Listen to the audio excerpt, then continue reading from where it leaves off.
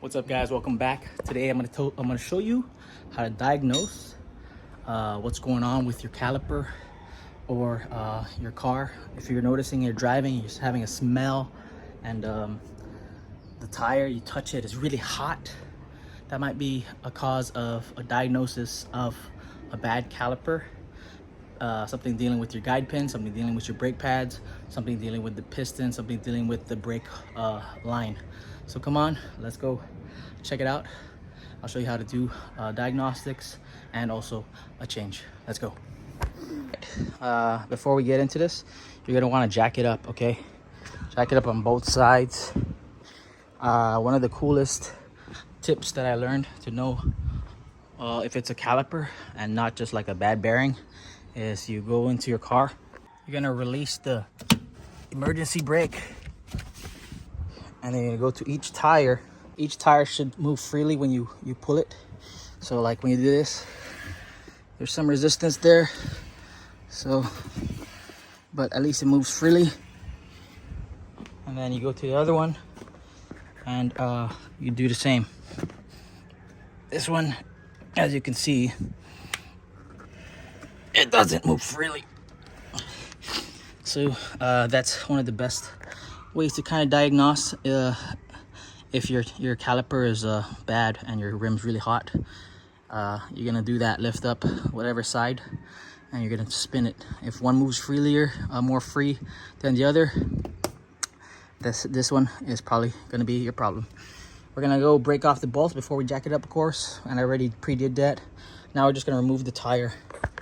After you take out your tire, what you're gonna do with your caliper is trying to pull it down. If you try to pull it and it doesn't move, it's supposed to move freely. Most likely it's gonna be the piston or the pin here. So I'm gonna go decompress it. So you could use a flathead Phillips screwdriver to decompress the piston here, but I don't like doing that because you're gonna need to use the brake pad. Unless you have brand new brake pads, you don't want to break your brake pad. So we're just tightening it now. I already did it, so the piston went back in, and it'll be easier to take out this caliper. It's like a clamshell, but yeah, you gotta decompress your caliper first. So I finished decompressing it. Now we're gonna go mess with the caliper and see if it's the guide pins or the piston. So since it's compressed now, it should move freely. So just doing this is already a good diagnostic that it's not this guide pin. Maybe it's this one. No. We're gonna take it out just to be sure. Your brake pads, they should have like some play in them. You know, they should be able to move besides the caliper moving. All right, so your guide pins, it's gonna be 14 millimeter. Go ahead and break that free.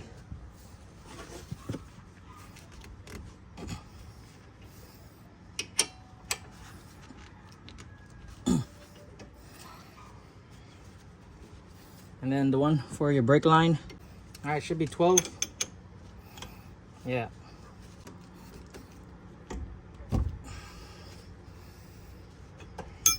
Just seeing this already, as I showed you, if it's your guide pins, they would be stuck. They won't be able to ever move. Even if I took this out just to show you, they won't move. But we're still gonna do that either way. We're just gonna go ahead and take out the bottom one first. You're gonna have to save this for later.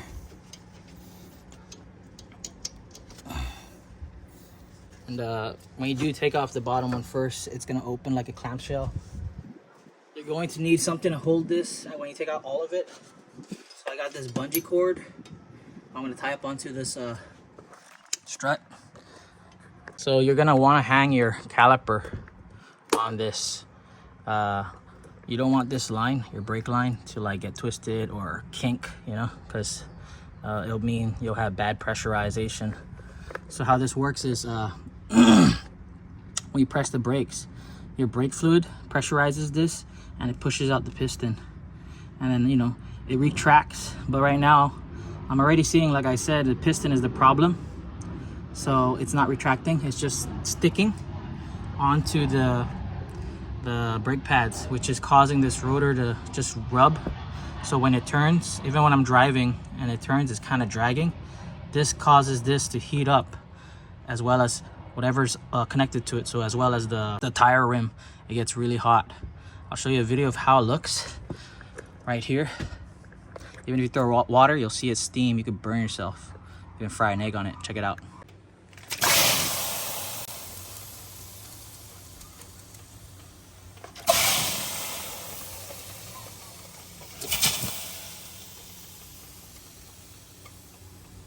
Yeah, so you don't want that. You don't want to be driving into that. It's dangerous. Your car will start pulling to the side. You'll start smelling burning smells. You'll have like brake dust, brake dust on your rim. You'll start noticing these things, and of course it's dangerous for you and for others if you're on the road.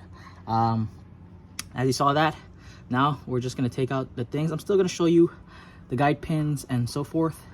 You kind of can see the guide pins aren't stuck. If they are stuck, that's probably most likely your cause of why. And or you check your brake pads. If they don't move freely, like kind of like welded on or stuck, that could also be a problem with why that causes. But we're already seeing it, that it might be this piston or this brake line. But we're just gonna go ahead and change out the whole caliper. All right, so we got this loose. We're gonna get this one loose. Save that. Pull it out. It's hanging. As you can see, your brake pad should move freely. This one might be, or it's okay. See, it's kind of moving freely, but that's something you're gonna wanna check for. You're gonna wanna have the ears of this lubed up with grease, and when you do put it back, of course, it should be able to move freely. There's the shims right here. They're also lubed, so they should move freely. Like if they can't really move freely, like they should be like, it has some little play, just a little play, you know, just like that, you know. The bracket back here is also a 14 millimeter. You're gonna have to bust that open. You're gonna bust that open. But before I do that, I do want to show you one reason and or what may have caused your things is these caliper guide pins. They won't be able to move freely like this. This one still looks good. Moves freely, you know. The bottom as well. You could also take it out and inspect it. Just be careful, don't rip that boot. This boot helps keep out contaminants and more. Yep, they're greased up pretty good. It's not pitted. It's not rusty. You can see it. It's still good. It goes in fairly easy and locks back in, see? So it's not these caliper guide pins. As you can see, they are still pretty lubed up, pretty good. And they move freely. It wasn't the brake pads, because you would have noticed all the brake pads uneven wear. But this one is, they're both cherry, you know. And this one you could kind of see it's been rubbing, but they're both good. You can kind of see. So you already ruled out the brake pads. You already ruled out this. Now it's just gonna be the piston of your caliper. Right now I cracked it loose, as you saw. It's kind of dripping some brake fluid, but we're gonna go ahead and take out this bracket. It's a 14 millimeter. We're gonna go do that now. All right, so last time I was here, I put Loctite on this bracket, you know, because this one has all the vibrations and all that shit. So, yeah, at least I broke it free. Now we're going to remove this bracket. I mean, if you have automatic tools, it'd be easier too. All right, so we broke it loose, the bracket. As you can see it here, it has the shims. We don't need that. Our part has extra shims. That's how it looks. You can save those bolts. I'm gonna show you the new part. All right, it's called Adaptive One. I got it at Napa Auto Parts. Shout outs to the homies at Napa. This is the new caliper and bracket. It should come with this for the brake line with two, was that copper washers that's gonna be squeezed. But yeah, this is the bracket. As you can see, it's very similar. It's very tight, but we're gonna loosen this part in that part, and then we'll put this, like I said, you don't need the shims. This is also there, but we're gonna also pre-lube that for this bracket. Yeah, this is the part number.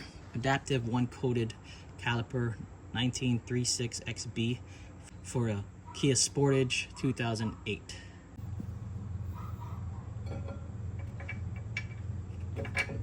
All right, so these are your guide pins. Usually it's yeah, see that, the boot? So it's a little bit greased, but we're gonna add more. We're gonna add more grease into this guide pin. These are the kinds I don't really like, but yeah. I'm gonna tighten this bracket, then lube the guide pins. I'm gonna lube this with a silicone brake lube. We're gonna lube this up a little more with some brake lube. You don't need a lot, just like that. You're gonna just give it a good giver, man. Put that back. Pull out the other one, just like that.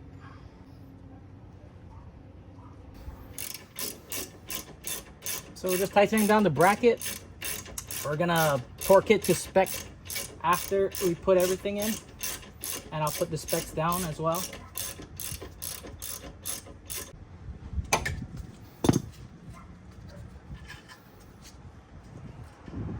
This, you're gonna want to put this in first, you know, as well as the brake pads, and then all you gotta do is switch out the brake hose. New caliper, we're gonna put it in like a clamshell, top first, and then we're gonna put all the shims and so forth. We're gonna lube up the ears of the things, and then we'll put on the brake hose.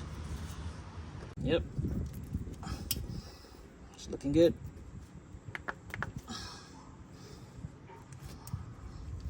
You want it to be free to play, and you want these boots perfect, because that's what helps reduce the vibration and keeps out all the, you know, the dust inside these pins.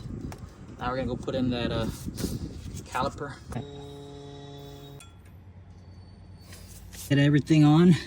Remember this little tip: the bleeder valve always has to be on the top, and that little notch for the line. We're gonna go tighten this up now. This is a 20 foot-pounds, 19 or 18 through 22 foot-pounds. So we're just gonna hit 20 on this bolt. This is a size 11 for this one. We're gonna tighten that down.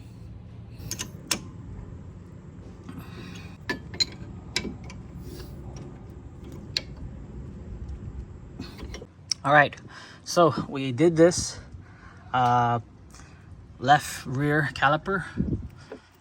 It's moving fine. That's how we do it. We already changed out everything that we need to do. Now what we need to do is do the other side, because we do things in pair. So we're gonna change out that other caliper. I might just do it in fast forward, I might just whatever, but we're gonna change that out. And when we do, I'm also going to show you how to bleed them, how to bleed your brake lines to take out the air. All right, so we're gonna try to bleed it without the hose. We're just gonna leave the little crack open and let the bubbles flow out. So yeah, this is your brake reservoir. We're gonna pop that open, right? And it's on a little bit, maybe a pinch under max. We're gonna top it off, and then we're gonna leave it a little crack and pump the brakes, as well as check on it to see if we still have brake fluid. You don't want that to run dry, or you're gonna need to bleed your whole brake system. All right, so when people do this, usually they have a hose to collect the things and so forth, but we're not gonna do that. So this is a 10 millimeter. We're just gonna crack it loose to the point where you see a little bit come out. That's just all you need, right? That little. Just gonna watch it and see if there's air coming out.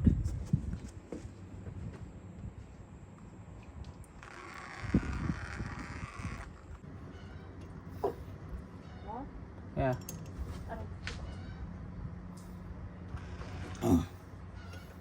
Yep.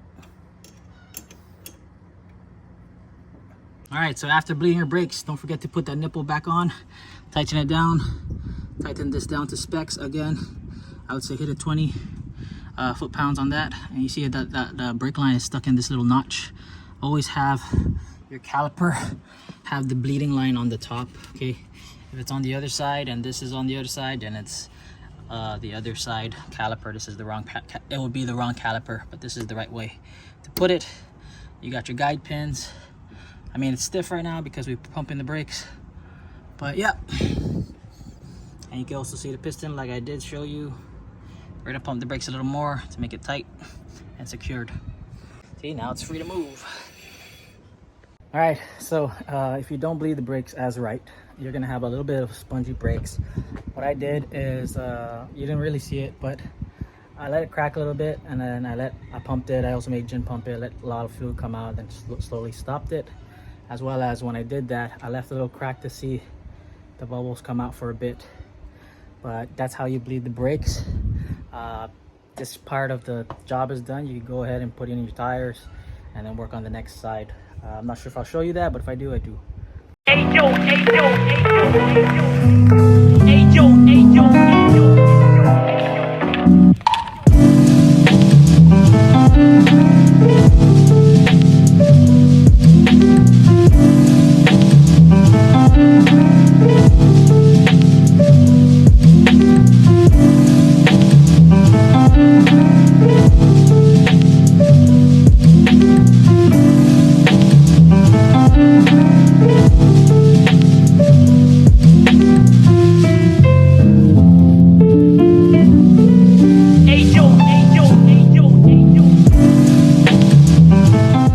Yeah guys, that's how you change out your caliper on your 2008 Kia Sportage.